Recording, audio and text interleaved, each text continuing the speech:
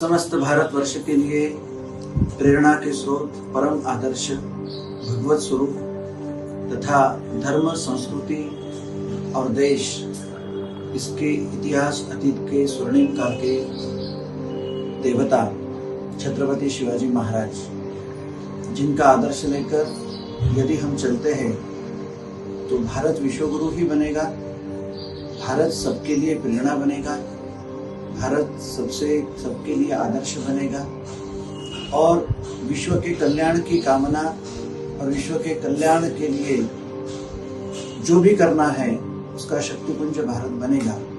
लेकिन इस प्रकार के भारत के लिए जिनका अधिष्ठान चाहिए वह है क्षत्रिय कुलावतंस छत्रपति श्री शिवाजी महाराज।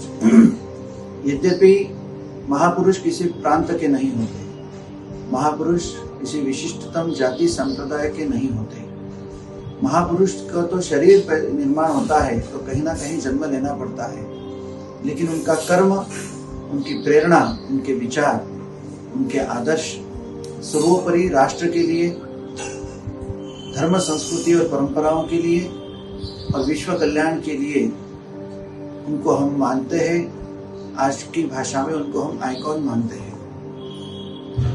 तो कुछ व्यक्तिमत्व जो होते हैं वो चलते फिरते ईश्वर के समान होते हैं, जिसे हम अवतार कहते हैं। पूरे भारत की ये मान्यता है कि छत्रपति शिवाजी महाराज एक अवतार स्वरूप में है और इस कारण समस्त मानव जाति के और सृष्टि के कल्याण के लिए जो विचार के, प्रेरणा के स्रोत उन्होंने दिए वे अजरामर है और नित्य नूतन है और हमेशा के लिए उनके विचार, उनकी प्रेरणा, उनके कार्य की दिशा हमारे लिए युगानुकूल ही रहेगी।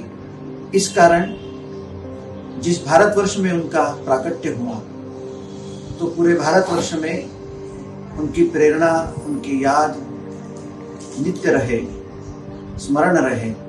इसके लिए भारतवर्ष में राष्ट्रीय अवकाश दिन अर्थात नेशनल हॉलिडे यह छत्रपति शिवाजी महाराज के नाम से नहीं है।